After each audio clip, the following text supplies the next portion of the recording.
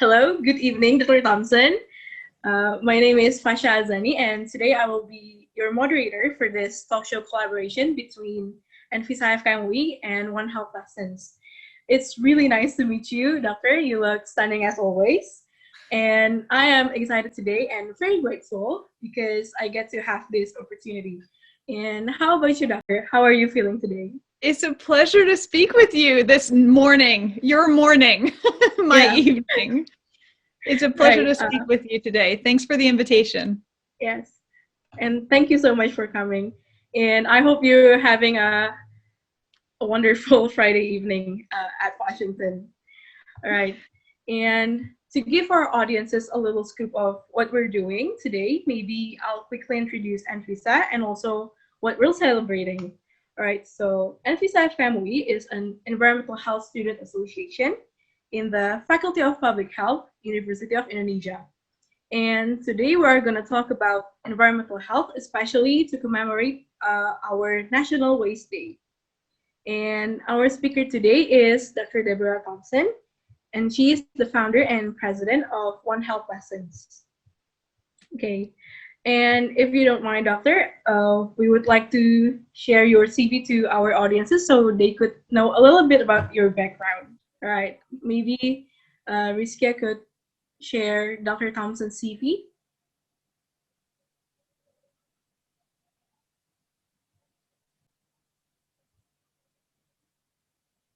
All right. So Dr. Thompson is the founder and president of One Health Lessons, and she is also a contributor at World Veterinary Association, One Health Education Subgroup.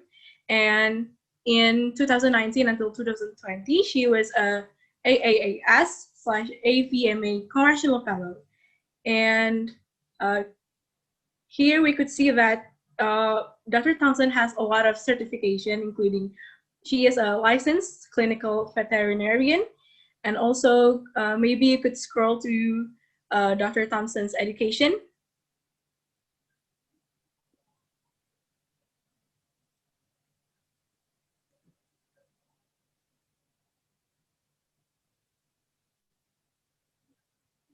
I didn't realize I had 5 pages. Yeah, it's a lot of achievements. Like it's very inspirational. Okay, and maybe you could scroll down a little bit, Rizkia. All right, so Dr. Thompson graduated from Tufts University. She is a doctor of veterinary medicine in 2012, and from Tufts University also, she got a certificate of international veterinary medicine. Wow, that is a lot of achievements, Dr. Thompson. It's very inspirational for all of us, I think. Your education, and I think there is you took a double degree too, like for your bachelor degree. Yeah, I was busy. I did 2 different bachelor's degrees at the same time. Yeah, that is amazing. All right. Okay, so is there any correlation between your degree in biology and maybe your music degree to this One Health Lessons history, Dr. Thompson? A bit, actually, because my biology degree, it was very heavy on ecology. Because my passion, I mean, I have a lot of passions, and maybe that's why I have 5 pages of experiences, because I just dart from passion to passion. But certainly ecology is so fascinating to me. And so I was taking a lot of ecology classes. I was also taking, especially near the end, things like psychology classes, and I thought that was fascinating too. Both play into One Health, and I'm happy to go into that a bit. But talking about the One Health Lessons component and the educational component, my music degree, in order to make some money during my undergraduate degrees, I was teaching music, both private lessons, one-on-one, or in elementary schools with groups of students. So that was one of my earlier experiences in teaching, and I fell in love with it. And then from that, I combined my passion for education and my passion for One Health, and here we are with One Health Lessons. Wow. All right. So Um, you're a very talented person as well, Dr. Thompson. Like, yeah, you do have a lot of experience regarding to teaching, and yeah, that's really great. So, okay, so I have introduced Dr. Thompson as well as Envihsa and myself. And right now, I'm really sure our audiences are really curious about the One Health lessons itself. Right. Maybe can you explain a little bit about One Health lessons, Doctor, and what is the One Health lesson concept, and when did the concept of One Health itself exist? Right. Those are some big questions. So let's divide it up into little bits and we'll get through it. So what is One Health? First off, in my opinion, One Health is two things. One Health is a concept and One Health is an approach. The concept is that interconnection between our health, the health of the environment, animals, and plants. Now, the One Health approach is teamwork between people of various disciplines, various strengths. We come together with our backgrounds, our different backgrounds, and we have conversations and we solve difficult problems together. Things like a pandemic, for instance. So taking the pandemic into account right now, we have veterinarians and ecologists helping to work together to try to determine the source of where this virus came from. Veterinarians are also included in the researchers who are developing vaccines, because you have to have lab animals before starting to treat with or do human trials with vaccines. And then, of course, physicians and nurses and, the whole human hospital sector. But we also have to think about epidemiologists, public health specialists, ecologists, economists, and sociologists. So it's like everybody works together to combat a hard problem. So that's what One Health is. Now, One Health Lessons is an organization that is inspiring people of any age, children and adults around the world, to care about One Health and to value it. And there's another question you asked, but I can't remember. So I was asking, what is the One Health lesson concept? And yeah, can you explain it to us? Right. So One Health Lessons, I've been building lessons about One Health after I'm done with the workday in the hospital. So I'm a clinical veterinarian most of the years of my career. I also worked with policy, but that's another story. But when I'm working as a clinician in the veterinary hospital, I work my 10 to 12 hour shifts, and then I go home and I build these lessons for children and adults about One Health. And then on May 1st of 2020, I launched onehealthlessons.com. There you can find 7 different age-appropriate lessons about COVID-19, and they're designed to teach the student, number 1, where the virus likely came from, 2, how we can protect ourselves today, 3, what scientists are doing from all different backgrounds, including engineers, of course, to make people stay healthy in the future. And then what's a vaccine? What are mutations? And those lessons, those 7 different age-appropriate lessons, are being translated into 81 languages today, including Bahasa. All right, fantastic. You're really making it accessible for everyone in like all these different countries to like access lessons about One Health. Great. Thank you. Yeah, I created One Health Lessons not for the English-speaking world, but for the world. Yeah. And with that, I'm just so grateful that there are about 1,000 volunteers around the world contributing to this. So it's really a global movement. Maybe by watching this talk show, maybe our audiences, they could be moved to, really contribute maybe to, the One Health Lessons program. It's honestly a lot of fun. You can go to the blog portion of the website and read all about people who are becoming certified lesson leaders, and they don't have a teaching background, but they're just passionate about One Health and they want to bring it to the kids in their communities. So yeah, you can read there. It's really entertaining. Yeah, I mean, at our faculty as well as our department, we got a lot of really passionate, educators. So yeah, maybe they could be interested to, open the One Health Lessons website, and maybe they could join. Yeah. All right. Absolutely. Yes. And yeah, actually, the One Health Lessons is actually really interesting.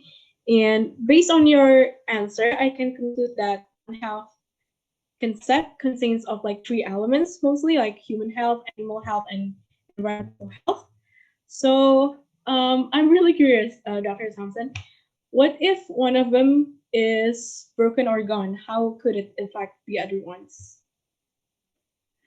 Think of it like you're sitting on a stool and one of the legs break. Mm-hmm. Yeah. You're going to fall Okay. down, Yes. right? Right. It's the three pillars. And keep in mind, a lot of people say plant health has to be included in that. Just for simplicity, I include plant health and environmental health. But I understand that there are some people who differentiate between the two. But if you think of, say, a three-pronged chair, if you miss one, you're going to fall down. It just doesn't stand. And everything is related to the environment. This is why it's so thrilling to be speaking with you today, because this is your passion, right? This is your, and that way, whenever I have questions about the environment, I can come to you, and together we can have a One Health approach. I can talk to you about animals, things like that. But that's what makes the world that much more interesting, right? To learn from each other. Right.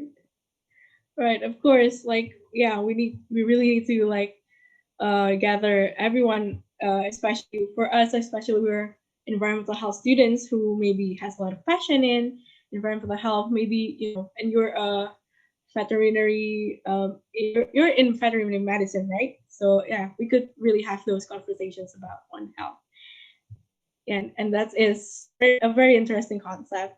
So yeah, regarding the environmental health itself, Dr. Thompson, I want to ask you about uh, and because we're celebrating the National Waste Day, what are your thoughts about waste management? And do you think it's also part of environmental health? Yes, Yes. absolutely. Okay. Absolutely. It's a part of environmental health. I think we all, as citizens of the world, have to play a part in it. But the leaders, the people who I go for knowing, the expert advice, or, getting the expert advice, is coming through environmental health experts. Right. And waste management.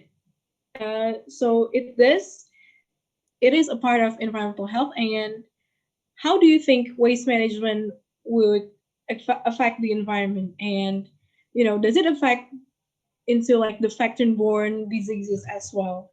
What are your thoughts on that, Dr. Thompson? Honestly, we could have like a 2-hour long talk about Right. this, but I promise I'm not going to be that long-winded. When I hear waste management, there's so many different places my brain's going. I could be talking about, say, animal waste coming from the farms and then using that for fertilizers, and then thinking about antimicrobial resistance. And that in itself can be a full day topic, because people get antimicrobial resistance from animals and through other means too, like plants, because of the fertilizers. So that's one thing. Another thing to think about is plastics, both like visible plastics, like the bulk ones, the solid ones, or the microplastics, and how that rolls into our own health, right? And the health of animals that we're relying on for, for our food, for our milk. And also how waste management also relates to our water supply. And water is everything. Yeah. If we don't have clean water in this world, how are we going to survive, right? And both that's for plants, animals, and people.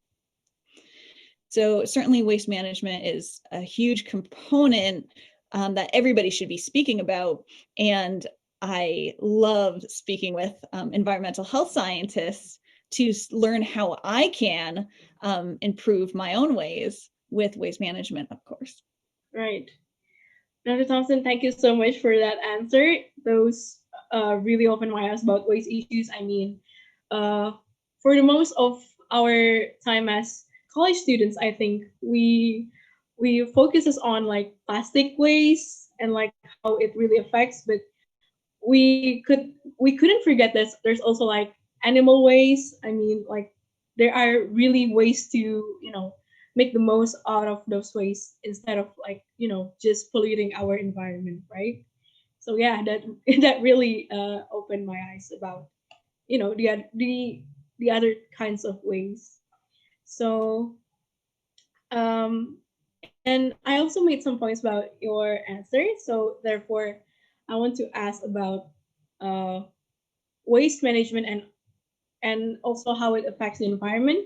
And do you have some opinion of preventing that thing? And like, for example, like the usage of tote bags or metal and bamboo straws or like reusable bottles. Do you think those things give impact on reducing waste of the world? Yeah, good question. Yes, I do. And I think that with more environmental engineers, we're going to get even better with it. So think of this, for instance, and please correct me if I'm wrong, but from what I've been learning through my One Health experience is that, say, for instance, the plant hemp versus cotton. Hemp can create fabrics, right? It can create a lot of different things, and it requires, my understanding, a lot less water to grow compared to cotton. Right. So things like reusable material, yes, that's so important, but what's our next step, right? And hemp can degrade much better, is biodegradable much better than, say, cotton would. So what are the environmental engineers doing right now to make sure that we are moving in the right direction? And I think that's so important. And to think about what can degrade, right? And what Right. are the contaminants, if we have to worry about contaminants of like a new chemical in the environment? And then how will that affect our health and animal health and plant health, right? So Right. really important stuff. Right. Right. Yeah. Those reusable and really biodegradable materials are indeed very important to our environment, and yeah, we should work on it to be even more efficient and eventually able to really save the environment as well. So yeah, maybe we could really start to implement those things and encourage the people around us to like really use reusable stuff, because I think there's a lot of campaigns, but in Indonesia, not a lot of people are really implementing it in their daily life. So yeah, maybe because of this insight from you, they could be more encouraged to use those Yeah, and just reusable stuff. another thing to say, and I see that here too in North America in general. Some populations in this country do use reusable bags and things like that, and others don't. So that's where we need to have social sciences coming in. The marketing people, the Yeah, branding people, the people who actually understand so, like how people think yeah, in order to really get the message out there in a efficient way. So right, again, that's part of One Health and teamwork. right. And in our faculty as well, Dr. Thompson, there is the Department of promotion, and yeah, they kept making researches about like these smoking behaviors and yeah, Absolutely. okay. So yeah, that answer was very insightful for us, Dr. Thompson. And maybe we'll move on to the next question. And as we all know, there is a pandemic that happened around the world. And during this pandemic, there was an increase of plastic waste in Indonesia by 30 to 50% until October 2020. according to our Ministry of Environment and Forestry. So yeah, what are your views on this, Dr. Thompson? Like the increase of this plastic waste in the pandemic, and how is your opinion on solving this problem? Like, is there any technology that you know that is able to process and recycle and just recycle this plastic waste into something valuable or something that has economic value? Yeah, such an important question, right? Um, honestly, the statistic doesn't surprise me just because it's happening everywhere.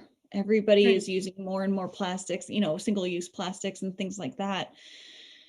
And something that is contributing, I mean, there's so many factors that are contributing to that. If you think about it, well, I can speak about in my country at least, that the less expensive products have more plastic involved. In like, for instance, if we buy cheaper foods, things like that, then there's going to be in plastic rather than like paper containers, for instance. And that's how this country seems to function. When you have less funds, you have to buy certain things, and those certain things are not necessarily the best things for the environment, right? So there's that economic component to it. And then of course there's the single-use gloves that we physicians and clinicians and dentists, like any background medical person, has to do to protect themselves, right? And so what I would love to see is something that can be, we call it autoclave. So that means sterilized, like a heating thing. Yeah. And we sterilize it, but have that glove, say that surgical glove that we use in the operating room, to be compostable. Now, would that be me doing it? No, you don't want me anywhere near a chemistry set. But the chemists and the engineers should be starting to think about these types of things and hearing about the need from these different sectors that are really heavily dependent on single-use plastics. And then that way we can work together to solve these problems. At this point, I don't know the answer, except for using the One Health approach to actually solve this problem. Right. Yeah. And I think that is a very good opinion, actually, Dr. Thompson, and very important for all of us, especially seeing like the problem of waste, which has which has become a problem from time to time, and not only in Indonesia, like you said, like it's all over the world. Plastic waste is all over the world, and I think from this pandemic also, it has resulted in like there's a lot of like used masks, and they're in the ocean, polluting the ocean. So yeah, there's really a downside to this, whole pandemic, and yeah, it's effect on our environment as well. And oh yeah, speaking of waste management in Indonesia, February 21st is celebrated as the National Waste Day. And how about in the US? Is there any kind of celebration there? Yeah, so there's nothing called National Waste Day in the US. However, there's National Waste Reduction Week in Canada. Right. In Canada. That's October 18th to the 24th of this year. In the US, there's National Recycling Day. That's November 15th. And then there's also Earth Hour, which is March 27th, and I believe that's global. And Earth Day is April 22nd. So we celebrate that here as well. Yep. Right. And so there are some, days commemorating like waste recycling, and how do the people there celebrate? Do they really, everyone comes to recycle, or they make compost together like we do here? How do you celebrate it there? Right. It's based on the community and how which community group really wants to take the lead. I've seen some efforts with pushing compost, pushing the idea of composting more. You know, if you don't do compost right, then you're going to have problems. So it's one of those things that, you know, there's a learning curve involved. And then depending on where you are in this country, even not only what town, you know, the very small bit, but even the county might have a different rule of how you recycle. So sometimes it's like cardboards only, and then with and then plastics only. And then other times it's like you combine the two, and then sometimes they stop it. So with some of these Earth Days, there's more of a push with local government to make the communication with the public a lot more clear. And that will ultimately pay off in the long run. Right, right. So yeah, it's really interesting to hear how, back in North America, how they celebrate it. Maybe it could also be a motivation for Indonesia to, like, enforce the recycling instead of, just commemorating like a national waste day. We could also like really enforce recycling here. Yeah, and doing other useful things to show concern for the problem of waste in Indonesia. All right. And in your opinion, Dr. Thompson, like, what is like broadly, what should we do to keep the environmental clean and healthy at the first place? What could we do? Right. So we as individuals, right now, we can do things like shutting off the lights when we're not using them, right? Mhm. We can not run the water when we don't need it, right? Right. We can make sure that the chemicals that we use are not going to go into our waterways, that they're non-toxic. We can plant indigenous trees, make sure that they're not like foreign trees that then disrupts the ecosystem. But certainly the more trees, the better. But just be aware of what is in a normal tree in your area. Other things like, riding a bike instead of driving. Ultimately, I think it comes down to education. Not Right. only is it educating yourself, but educating others in your community, in your family, because through education, we can change society.